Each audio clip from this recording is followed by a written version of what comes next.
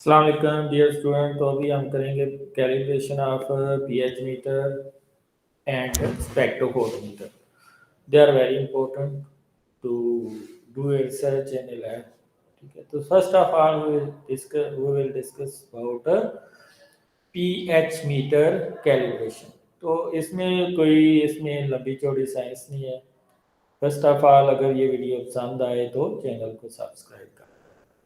तो सबसे पहले आपने रिंस करना है इलेक्ट्रोड को डीआयोनाइज्ड वाटर से सही तरीके से 3-4 दफ़ा। फिर ब्लू टिश्यू पेपर होते हैं जो स्टिक नहीं करते ग्लास के साथ, वो आपने यूज़ करने हैं और उसको ड्राई कर लेना है। पहले आपने उसको डालना है बफर 7 के अंदर, जो पीएच मीटर और उसका जो टेम्परेचर इलेक्ट्रोड होता है उसको डालना है आपने pH 7 बफर के अंदर।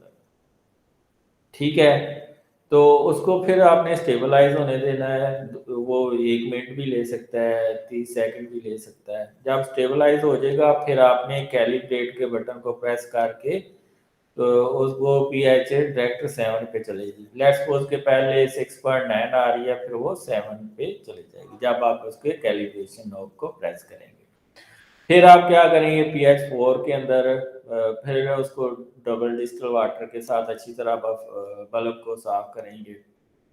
फिर आप pH मीटर की जो नॉब होती है उसको pH 4 मीटर के अंदर रेंज करें। लेट्स सपोज के वो 3.99 आती है।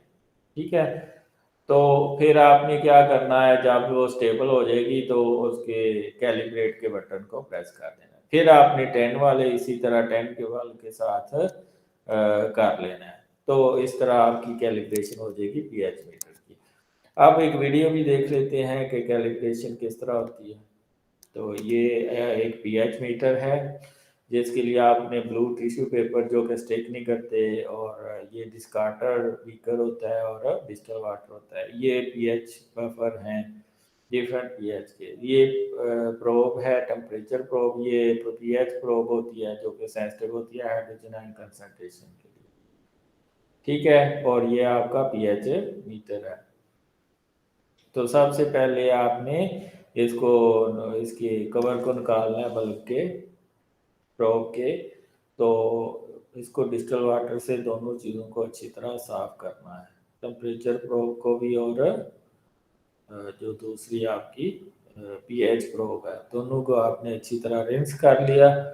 रिंस करने के बाद आप क्या करेंगे, पहले pH 7 के साथ ये आपने अच्छी तरह ट्राई कर लिया। ट्राई करने के बाद आपने pH 7 का बफर इसके अंदर है, ये pH 7 के बफर के अंदर इसको हम डालेंगे।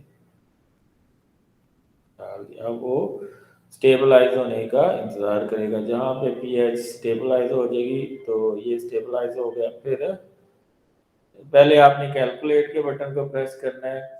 जब वो स्टेबलाइज हो जाएगी pH, कैलकुलेट के बटन को प्रेस करेंगे तो स्टेबलाइज हो जाएगी pH। तो फिर आपने कैलिब्रेट के बटन को प्रेस करना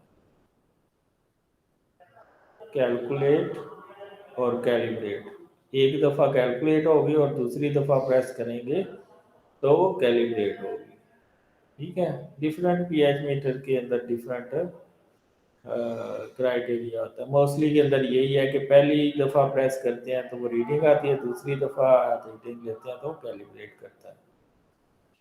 आप इसको दोबारा अच्छी तरह से करेंगे। इसको आप इसको pH 4 के बफर के अंदर आप डालेंगे।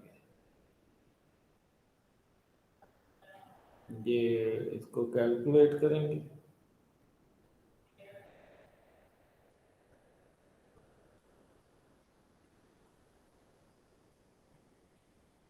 इसके बाद कैलिब्रेशन के बटन को प्रेस कर दें।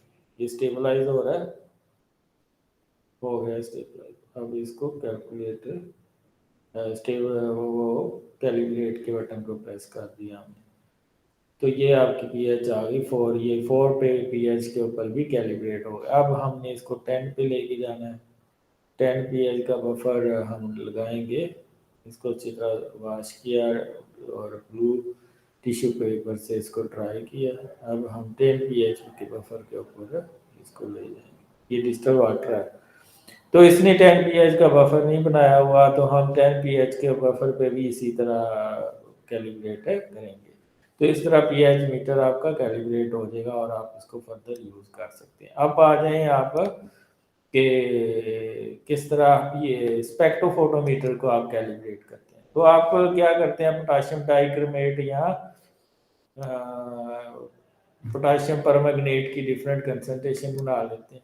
ठीक है, मसलन पोटाशियम डाइक्रोमेट की आप डिस्टल वाटर के अंदर 20, 40, 60, 80 या 100 मिलीग्राम पर लीटर की कंसंट्रेशन बना लेते हैं। ठीक है, तो फिर 20, 40 और 60, 80 पे हम वेवलेंथ चेक करते हैं। वेवलेंथ कितने पे सेट करते हैं, ये 235 फर्स्ट स्टेप, दूसरी वेवलेंथ 267 है, तीसरी 313 है और चौथी 350 नैनोमीटर है। तो 235 के ऊपर पहली रीडिंग 0.21, इसमें प्लस माइनस 0034 हो सकता है। ठीक है, इसी तरह 40 मिलीग्राम पर लीटर के ऊपर 0.45। अच्छा, ये डिस्टल वाटर में भी आप बना सकते हैं और 0.005 मोलर सल्फ्यूरिक एसिड में भी ये पोटाशियम डाइक्रोमेट का सोल्यूशन बना सकते हैं। आपकी मर्जी है, डिस्टल वाटर में बना लें या ऑलमोस्ट आंसर एक जैसे आते हैं। तो 40 में आनी चाहिए एब्जॉर्प्शन 0.45, 60 पे 0.72, 80 पे 0.97 और 100 पे 1.22। तो इस तरह ये कैलिब्रेट हो जाएगा आपका स्पेक्ट्रोफोटोमीटर। इसी तरह अगर आप 350 पे ले रहे हैं तो 20 मिलीग्राम पर लीटर पे 0.2114 आनी चाहिए और 40 पे 0.4119 आनी चाहिए, 60 पे 0.6417 आनी चाहिए, 80 पे 0.8523 आनी चाहिए। तो इसी तरह ये कैलकुलेट हो जाएगा। ठीक है,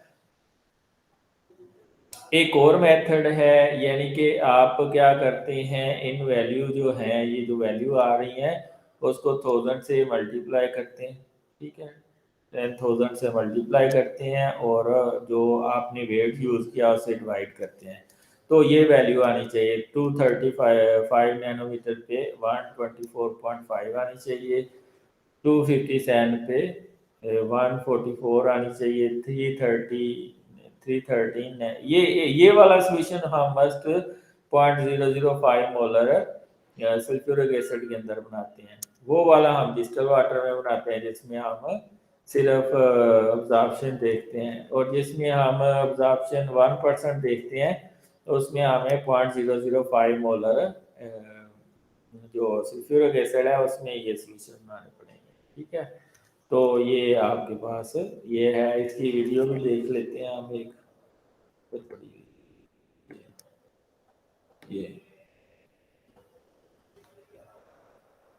ये पोटाशियम परमैंगनेट के साथ ना कैलिब्रेशन भाई साहब बताने लगे हैं। ठीक है, तो इसमें हमने 5 कंसंट्रेशन ली।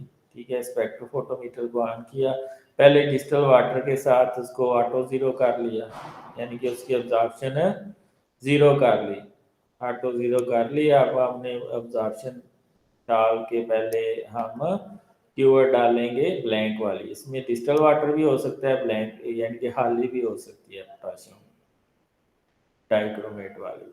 तो पहले ये कुछ ना कुछ वैल्यू आएगी, उसको ऑटो ज़ीरो कर लेंगे।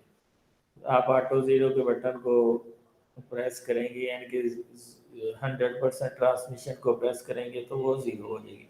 फिर आपने 20 मिलीग्राम पर लीटर की वैल्यू लेनी है, तो वो आनी चाहिए 0.2 समथिंग, तो यहाँ पे 0.219 आ रही है, तो आनी चाहिए 0.2184। तो ये ऑलमोस्ट ठीक ही है, क्योंकि ह्यूमन एरर भी होती है। ठीक है, तो ये ऑलमोस्ट ठीक है क्योंकि 0.0034 प्लस माइनस उसने कहा है। 40 के ऊपर जो आपकी वैल्यू आएगी वो इससे थोड़ी ज़्यादा आएगी, क्योंकि स्टैंडर्ड कर्व तभी बनता है जब वैल्यू ज़्यादा है। तो इसकी वैल्यू आई है 0.5454, तो ठीक है, बिल्कुल एक्यूरेट है, प्लस माइनस इसमें 0.0020 है। तो बेहतरीन वैल्यू आ रही है, इसका मतलब है ये स्पेक्ट्रोफोटोमीटर ऑलरेडी कैलिब्रेटेड है, हमें करने की ज़रूरत नहीं है। तो ये इसी तरह आप पहले ब्लांक रन करेंगे दूसरी वेवलेंथ के ऊपर और उसकी आप वेवलेंथ चेक करेंगे। तो पर क्लोरिक एसिड भी यूज़ कर सकते हैं डिस्टिल वाटर के अंदर, सल्फ्यूरिक एसिड भी यूज़ कर सकते हैं, दैट्स ऑल। डिस्टिल वाटर भी यूज़ कर सकते हैं। तो ये है आपकी calibration of spectrophotometer and pH meter.